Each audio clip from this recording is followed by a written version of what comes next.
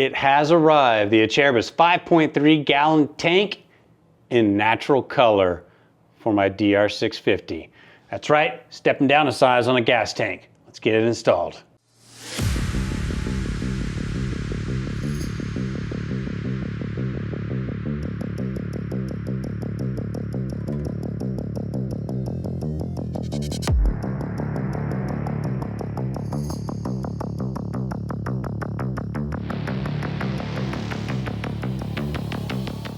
Hello, D-Rock here. Welcome to the channel. I hope you all are well. So if you watched my last video, which was, is the DR650 comfortable on long distance, high mileage rides? I discussed why I'm moving down to a smaller gas tank, but I'll touch briefly on it again. Before we get started here, this is the 6.6 gallon tank and this is the 5.3 gallon tank. Obviously you can see just at this angle, there is a big difference, big difference in size with these tanks. And I'm not saying I don't like the 6.6 gallon tank. I think it's a great tank actually. It's just got a few problems that I just don't want to deal with anymore. The main problem is the rubbing with the oil cooler. Now I understand you can do it yourself remedies to fix that. However, I want something a little smaller. I want to slim down my bike a little bit, if that makes sense. It's the 5.3 still a pretty big tank, but it ain't as big as the 6.6. So if you've ever had a full 6.6 gallon tank on your DR650 and you laid that bike down, picking it back up sucks. Not that the 5.3 won't be much better, but it'll be a little better. Anyway, I think I will have some of the issues I've had with the big tank resolved by moving down to the 5.3. And that's my story, so I want to go ahead and get it on.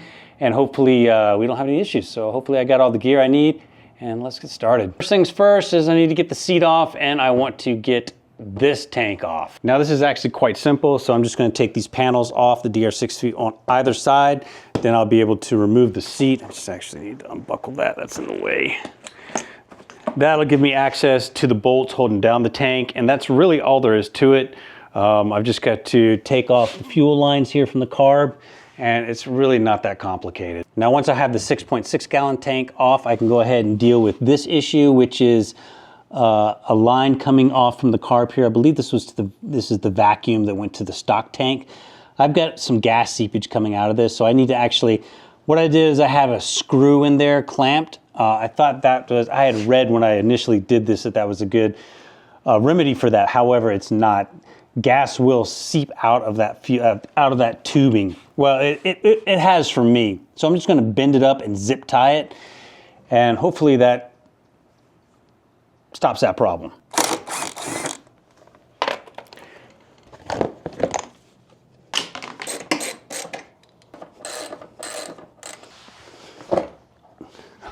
Boom, she's off. And as you can see, what's holding this tank on is just these two bolts right here. Pretty simple. As I'm removing these bolts on the 6.6 gallon tank, I just want to show that on the 5.3 gallon tank, there's not the same piece of material sticking out to attach those bolts. Looks like with the packet of hardware, looks like there's a bracket that attaches right here, a metal bracket, and then that's what's gonna bolt onto the frame.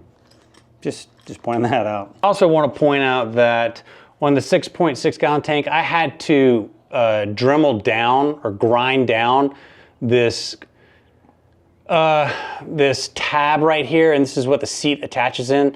So I might just transfer this one to the 5.3 because I'm presuming I'll have the same problem with the tab that comes with the hardware for the 5.3. This way I won't have to do any type of grinding.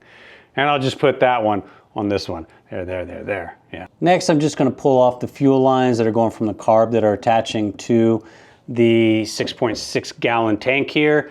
And that'll be that. It should just lift right on off. Oh, there it is. Tank is off. So now you can see the size difference between the two tanks, 6.6, 5.3. It's significant. Here's a quick look at what the tank's gonna look like on the bike. Oh, yes. Let's go have a look. No more issues. Well, I've already arranged the turn signals, so I don't have to worry about them hitting the tank. And look at that. No more problems with the oil cooler. There's a good 1.5 inches of space in between. Even if that thing's full of gas, it's not going to press into that oil cooler. So, any other issues? Nope. Looks like there's plenty of space in there. So you have the option to drill in and add a second petcock. I'm not going to even do that. I'm going to stick with the one petcock because I had trouble attaching a fuel filter. So this way I'll have plenty of room to get an inline fuel filter, and I can take the stock fuel filter, which is in the car up here. I can pull that trash out. Yeah, this is going to be brilliant. And the 5.3 is already pre-drilled for the petcock, so you don't have to drill that. Just throwing that out. All right, here's looking in the tank. I don't see any plastic residue from factory drilling. I'm still gonna blow it out, and I'll probably rinse it out with some gas first. Okay, I've got this tubing dealt with now coming off the carb that had some seepage. This was the vacuum tubing, I'm presuming. I've got it bent up with the screw pulled out and zip tied.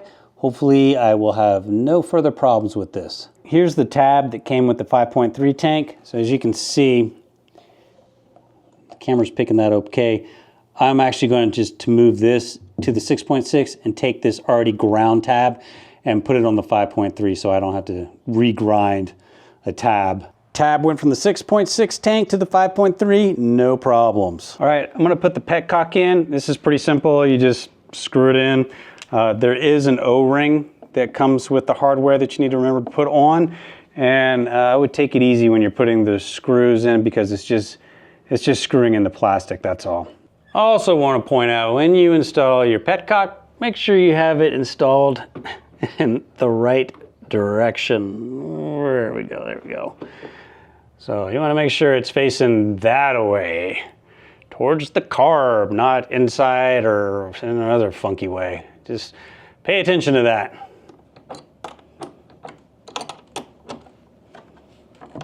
All right, that should do it. Okay, tabs installed, petcock's installed. I need to get some gas in here and just kind of swish it around and then dump that out. Venting. You hear that? Venting. So I'm just going to kind of swish the gas around here. That'll get any like loose particles, and then I'll dump it into a reservoir to get rid of the gas. So if there's anything in there, it will be out. Okay, so this is the bracket that attaches to the tank, which will attach to the frame.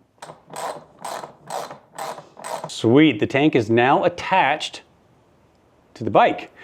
So all we gotta do now is get fuel line going from the petcock to the carb. I got to take this old piece off, and I need to get the fuel filter out of this thing. I think that's kind of a pain in the butt. So this will be the new fuel filter here. It's just a straight one. And got some tubing. So this shouldn't be a big deal at all. Okay, if you're not aware, the DR650 comes stock with a little fuel filter shoved in the carb right here. That needs to come out. So I think that's prone to clogging. All right, I'm holding the camera with my knees here as I do this. I got to pick to get this filter out here. Man, this thing's a butt. So there's the little filter right there. And there's sediment, there's some sediment in there. How about that? So yeah, this thing can clog up real easy. Okay, I've got the fuel line attached with the new fuel filter. Got a bit of a bend. It's not too bad. It's not pinching.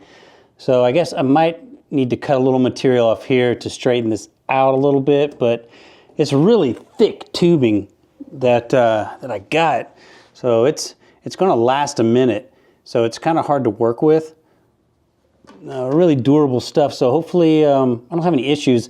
I use zip ties instead of clamps this time because as I explained in the video, the long ride video, the afterthoughts and what I was going over, what I experienced, I was experiencing seepage through the petcock and the tubing here with the clamp on. I thought the clamp was tight enough, but it's not. So I thought I'd try zip ties and really winch them down.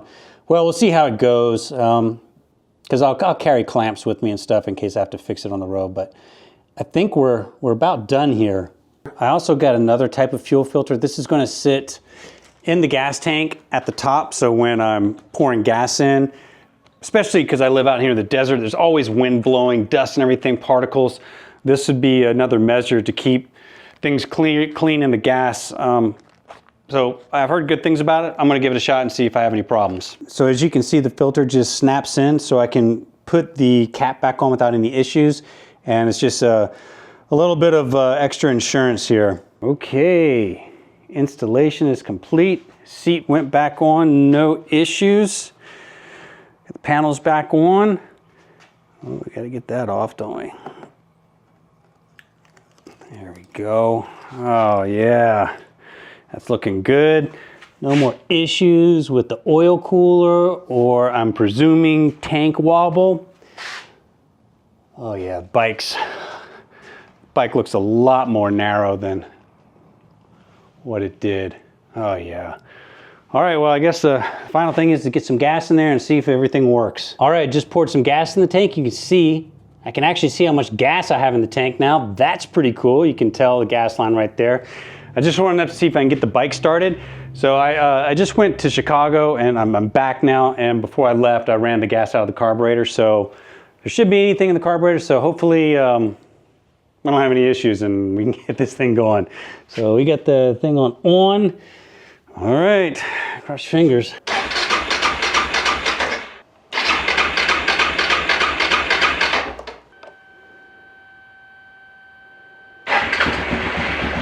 Yeah. Oh.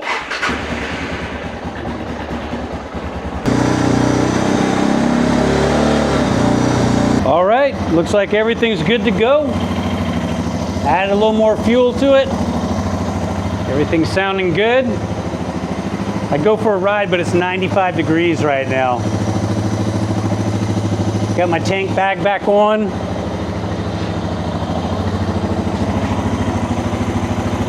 And when I get on the bike, yeah, we've got some width off the bike now. It's getting a little more narrow again. I like that. It's got a whole different feel to this now, so I'm pretty stoked. I think I'm going to be happy with going down to the smaller size gas tank. Anyway, there you have it. 5.3 liter Acerbis tank on the DR650. I'll do a test ride shortly, and we'll go from there. So thanks for watching. I got lots more content on the way. If you're new to the channel, please consider subscribing. It is free. It helps the channel tremendously. We'll see you next time. D-Rock out. Stay safe out there, folks. Adios.